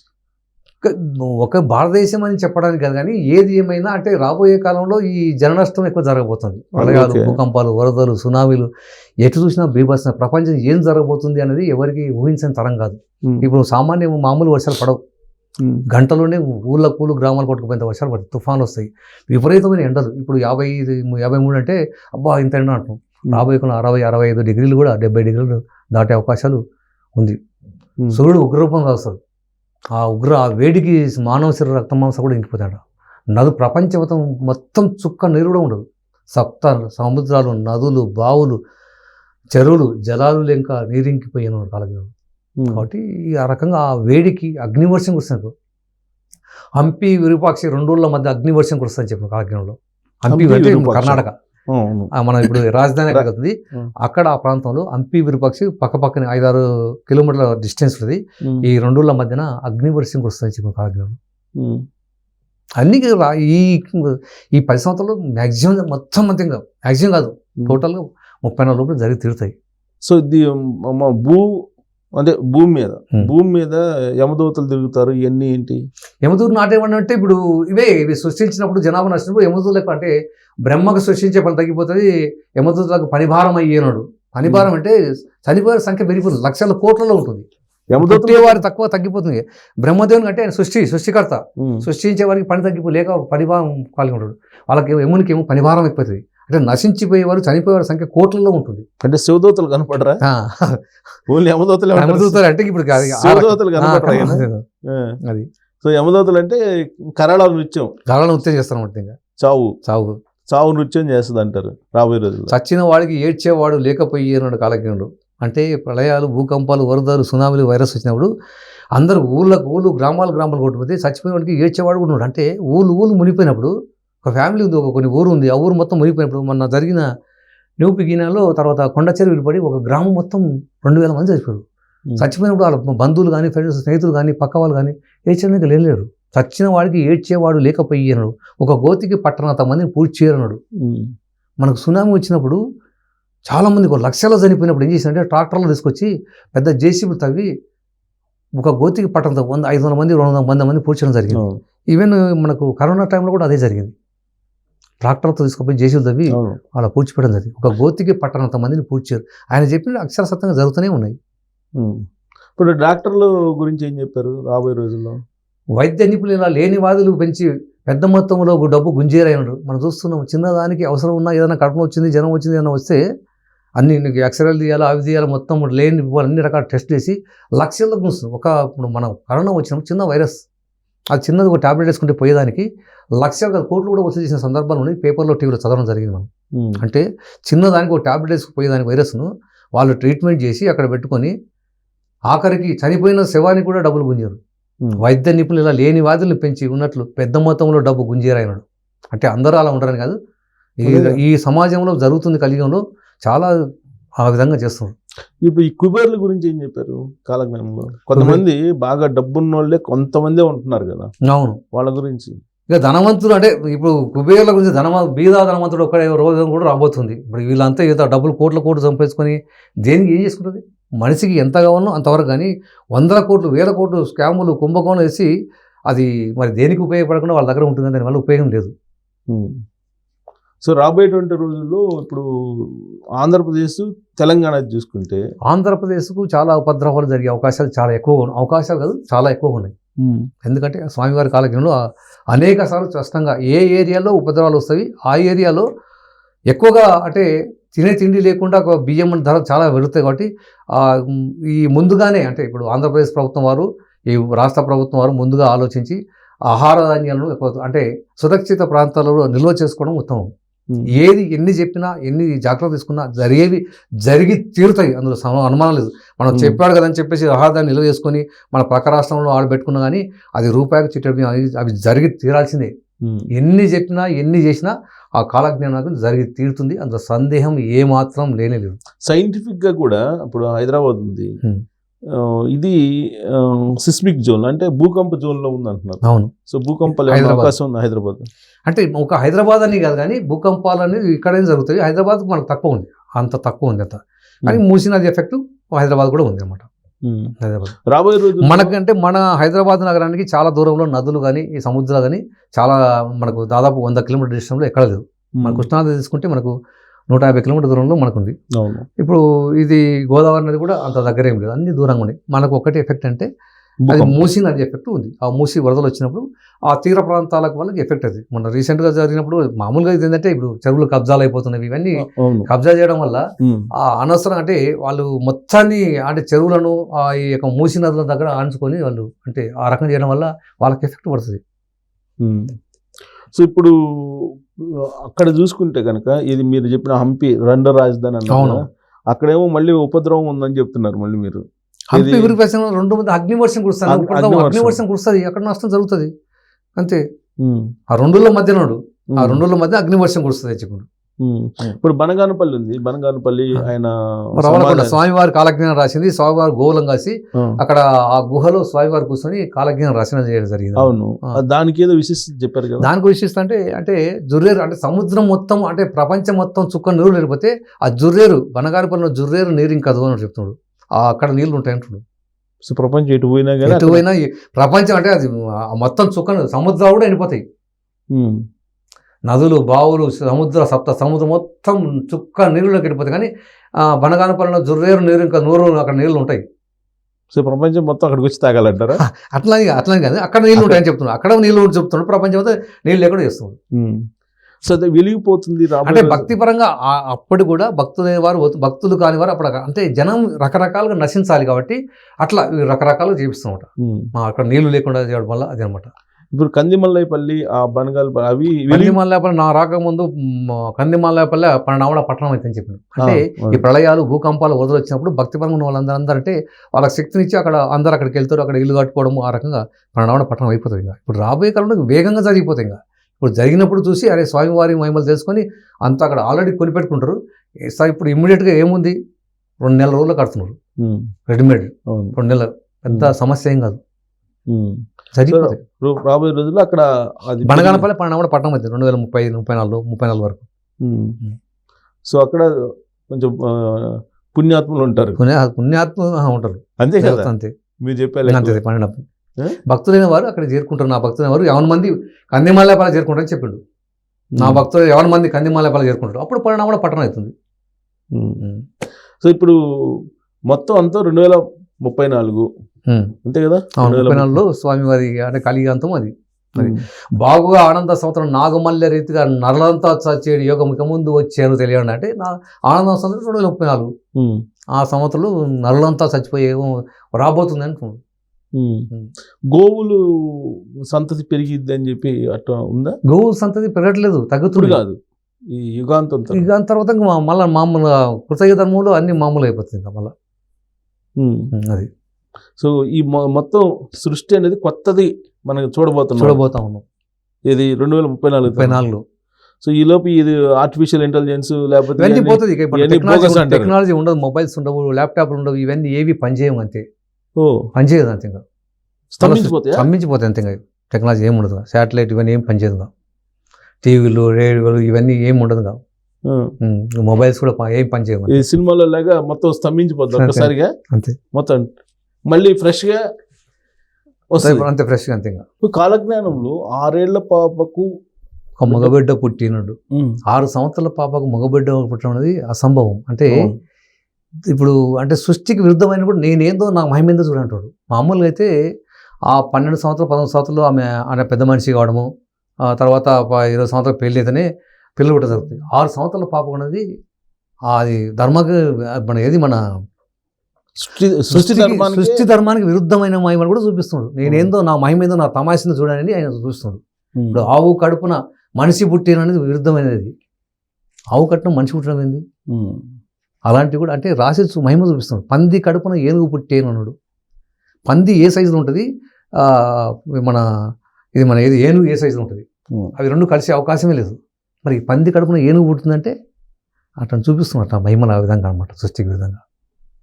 సో హంపిలో హనుమాన్ ఆంజనేయ స్వామి అలిసి మూలిగైనా ఆ మూలుగు విన్నవారు నీలిగి చచ్చేరాయన కాలజ్ఞుడు. ఆ హంపిలో ఆంజనేయ స్వామి మూలుగితే ఆ మూలుగు విన్నవారు నీళ్ళు చచ్చిపోతారంట. అది భవిష్యత్తు వాక్యం అట్లా రాసిన స్వామివారు, అట్లా రాసి యాగంటి నందిస్తాడు అంటే ఆ మహిమలు చూపబోతున్నారు. ఆంజనేయ స్వామి 7 ప్రమాణం అంతా హైట్ పెరుగుతాడట. ఆ రకంగా అంటే ఆ రకంగా మహిమలు ఒక్కొక్కది ఏముంది ఒక మహిమ చూపిస్తున్నట్ల. అందరి జాతకాలు అంటే నది నద్దం పుట్టుక తెలుసు, సప్త సముద్రం పుట్టుక తెలుసు, నా పుట్టుక నామ తెలుసు, అందరి దేవతల పుట్టుక తెలుసు, నా పుట్టుక నా మహిమ ఏ దేవుడు ఎరగడు, అందరికి నేనే సమానం, నాకు సమానమైన దేవుడు, నాకు మించిన దేవుడు అంటున్నాడు. కాబట్టి కాలజ్ఞానం రాసిండు, నాకు సమానమైన దేవుడు లేడు, నాకు మించినోడు ఎక్కడ ఉందా. అందరి పుట్టుపర్వతాలు తెలుసు, నా సప్త సముద్రం పుట్టుక తెలుసు, నది నదుల పుట్టుక తెలుసు, నా పుట్టుక నా మహిమ ఏ దేవుడు ఎరగడు. పల్నాడుది కూడా మెన్షన్ చేశారు. పల్నాడుది ఏంటి, బాటసార్లు వచ్చి పల్నాటి అది భవిష్యత్తు వాక్యం. పల్నాటిది అనేది వాట్సాప్లో వచ్చి అంటే పశ్చాకంత నలవదన్న అని భవిష్యత్తు వాక్యం అది. సో ఈశాన్యం నుంచి ఈశాన్య అది జరిగిపోయిన వాక్యం. ఈశాన్యం నుండి విషగాలి వచ్చి విపరీతంగా చచ్చేరుమా, కొరంకన జబ్బు 1,000,000 మందికి తగిలి కోడిలా తూలి చచ్చేరుమా అనేది ఆల్రెడీ ఇది జరిగిపోయింది. మళ్ళీ ఇలాంటి అవకాశం, మళ్ళీ ఈ కరోనా లాంటి కొత్త కొత్త వైరస్లు వస్తాయి, కోట్ల కొలది అనేది నశిస్తారు ఈ వైరస్లో. 360 రోగాలు మళ్ళీ విజృంభిస్తూనే ఉంటాయి. ఈశాన్యంలో కాదు కొత్త కొత్త వైరస్ 360 రోగాలు ఉన్నాడు. రోగాలు ఘనమయ్యను మందు పారకపోయ్యను కాలజ్ఞానుడు. అంటే ఎటువంటివి దైవాధ్యానం కన్నా మించింది లేదయ్యా, అనంత శక్తులు అందులో ఉన్నవి. అష్ట కష్టములకు కఠిన రోగములకు దివ్య విషయం అని నమ్మండి అయ్యా అంటున్నాడు. ప్రతి కష్టానికి కూడా ఇదే దైవాధ్యానం మించింది లేదు, దానికి ఏ మందు అవసరం లేదు అంటున్నాడు. పుట్టెడు గాజులు పగిలిపోయాను, 12 పుట్ల గాజులు పగిలిను, మొలపాడు రక్తం పారను, వృద్ధులో దైవమే లేదన్న వారు ఒడ్ల పట్టు వాళ్ళని నశించిపోతారని చెప్పి. ఇప్పుడు దైవం లేదని చాలామంది సభలు సమావేశాలు మీటింగ్లు పెట్టుకొని దేవుడు ఎక్కడున్నాడు, దేవుడు ఉంటే చూపించండి. బ్రహ్మంగారు వీరభద్ర స్వామి దేవుడే కాదు, ఆయన ఊహించితే ఇవన్నీ జరుగుతాయి. కాబట్టి ఇకపై అటు దేవుడు లేడు అన్న వారికి పోయిన స్థానం అయిపోయింది. ఒడ్ల పొట్టు రాలినట్టు కుప్పలు కుప్పలుగా రాలిపోతారు. నా మహిమ తెలియని ద్రోహి మందలు చీమల పుట్టలు చెదల పుట్టలు మడిసినట్టు మడిసేరన్నాడు. జరగబోతుంది కానీ ఎన్ని మహిమలు సృష్టికి విరుద్ధమైన ఎన్నో చూపించాడు, ఎన్నో రాశాడు, జరిగిన కళ్ళ ముందు జరుగుతున్నా కానీ తెలుసుకోలేకపోతున్నాం. అంటే కలిమాయ ఆవరించింది. నశించిపోయేటి బుద్ధులే పుట్టిన నాస్తికవాదులు అయిపోయారన్న. అంతు తెలవని కరువు వచ్చినాయా, మసిపాత మాడక అమ్మేరయ్య. అంటే మసిగుడ్డ వంటి వస్త్రాలు కూడా డబ్బులకు అమ్ముతారు. ఆ రోజు రాబోతా ఉన్నాయి అన్నమాట. సో అంతులేని కరువు వస్తుంది. కరువు అనేది చాలా కరువులు అనమాట. ఆ కరువు చెప్పని కరువు రాబోతా ఉంది. సో రేపల్లెలో ఈత చెట్టు అంటే ఈ ఈత చెట్టు ఒకటి పగలెల్లా నిల్చుండి రాత్రులు 12 ఇది జరిగిపోయింది. 2016లో జరిగింది. అది మొదలుకొని 2016 మొదలుకొని 8 సంవత్సరాల కంటే క్రోధినామ సంవత్సరం 2016, 8, 2024 క్రోధినామ సంవత్సరం మొదలుకొని ఉత్పాతాలు పెరిగిపోతాయని చెప్పిన కాలజ్ఞుడు ఆయన చెప్పిన కట్టు 2016లో జరిగింది. అనేక ఛానళ్ళ వల్ల వచ్చి అక్కడ జరిగిందన్నమాట. అంటే ఒకరోజు ఏం చేశాడు, ఆ కొండ మంజలు అనే ఒక గ్రామంలో సుబ్బారావు అనే రైతు ఆయన పొలం దగ్గరకు పోయి అక్కడ దాని బైక్ మీద పోయి ఆ వాహనం అక్కడ 2 బైక్ను అక్కడ పెట్టిండు. ఆ చెట్టు కింద పెడితే పోయి పొలం పనులు చూసుకొని సాయంత్రం వచ్చిండు. సాయంత్రం వస్తే ఆ ఈత చెట్టు ఎక్కడ ఏమైందంటే ఆ బైక్ను పడింది. సరేలే ఏదో అనుకోడు వరిపోయిందని ఆ బైక్ అది చెట్టును పక్కని బైక్ తీసుకొని వచ్చేసిండు. వచ్చేసి నార్మల్గా పోయాడు. మళ్ళీ మరుసటి రోజు మార్నింగ్ మళ్ళీ యథావిధిగా పొలానికి వెళ్ళి బావి దగ్గరకు పోయి చూస్తే ఆ చెట్టు పడుకున్న చెట్టు నిలబడి ఉంది. ఆయనకి అర్థం కాలేదు అని చెప్పేసి అక్కడ చెట్టు బైక్ని మళ్ళీ అక్కడ ఆపేసి ఆ చెట్టు కింద పెట్టి మళ్ళీ సాయంత్రం చూస్తే మళ్ళీ బైక్ ఆ చెట్టు పడుకొని ఉంది. అంటే అర్థమైంది అంటే ఈ ఈత చెట్టు కూడా మనసులాగానే పగలెల్లా నిలబడి రాత్రి పడుకుంటుంది. ఈ విషయాన్ని గ్రామాల్లో చెప్తే గ్రామాల్లో వచ్చి చూస్తే మొత్తం అంతా తడ్డోపతండం రావడం వల్ల అన్ని ఛానల్ తెలిసిపోయి ఏం జరుగుతుందని చెప్పేసి అన్ని ఛానల్ వాళ్ళు వచ్చేసి అక్కడ కెమెరాలు పెట్టి చూస్తే ప్రతిరోజు మార్నింగ్ నిలవడము, రాత్రి కాగానే సాయంత్రం కానీ పడుకోవడం జరిగింది. అదే విషయం కాలజ్ఞానం చెప్పిండు. అంటే ఒక చెట్టు ఈత చెట్టు ఒకటి పగలెళ్ళ నుంచి రాత్రి 12 అన్నాడు. 2016లో జరిగింది. అన్ని ఛానల్లో వచ్చింది.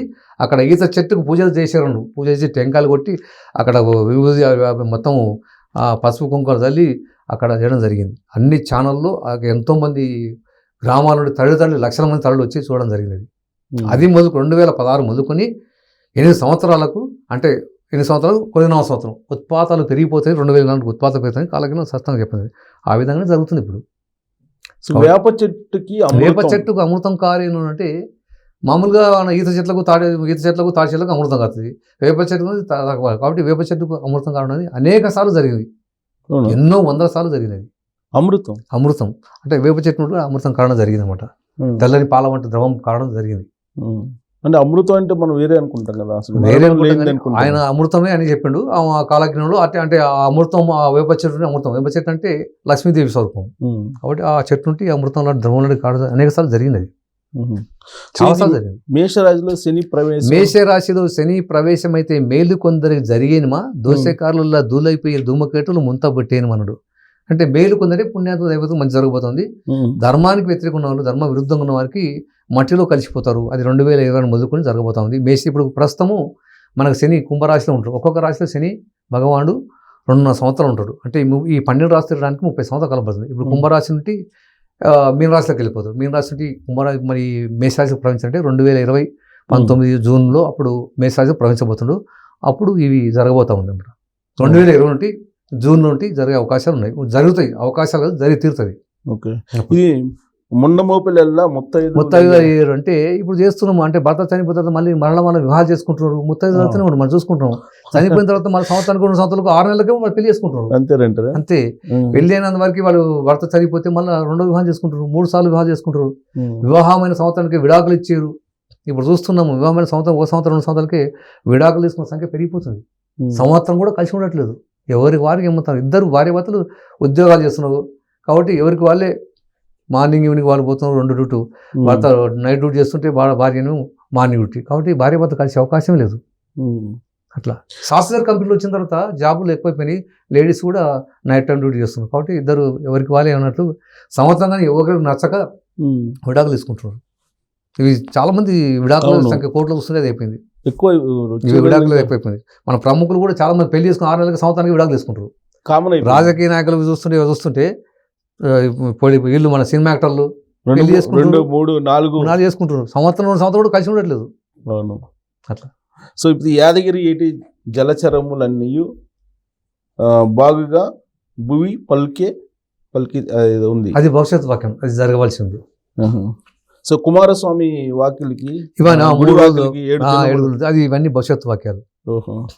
సో చీకటి గమ్మిద్ది, అమావాస్య రోజు పౌర్ణమి వస్తుంది, అది కూడా భవిష్యత్ వాక్యం. అంటే అమావాస్య రోజు చంద్రుడు, అమావాస్య రోజు అంటే అమావాస్య చిమ్మ చీకటి ఉండాల్సినప్పుడు చంద్రుడు వస్తాడు అనమాట. ఆ రాత్రి 12 గంటలప్పుడు సూర్యుడు వస్తాడు, కనిపిస్తాడు. పట్టపగలు చుక్కలు కనిపించడం జరిగింది. భవిష్యత్తు పట్టపగలు చుక్కలు కనిపించడం జరిగిపోయింది. ఆ సూర్యగ్రహణం అప్పుడు మనకు పట్టపగలు మధ్యాహ్నం 2 గంటలప్పుడు పట్టపగలు చిమ్మ చీకటి అయిపోయి మొత్తం చుక్కలు కనపడ్డాయి. 1980లో జరిగిపోయింది. జరిగినది. సో ఇక హంపి విరూపాక్షి ఉత్తర దేశంలో సత్తుగా ప్రజలంతా కత్తులతో వేటలు ఆడారు. అది జరగవలసింది. అది కూడా భవిష్యత్ వాక్యమే. ఉత్తర దేశం ఎంత అక్కడ యుద్ధ వాతావరణం జరగబోతుంది అన్నమాట. ఇది ఉత్తరాది ఉత్తర దేశం ముందు. సో 4 యుగాలకి మనం మానవ శరీర నిర్మాణానికి ఏంటి రిలేషన్ ఉందా?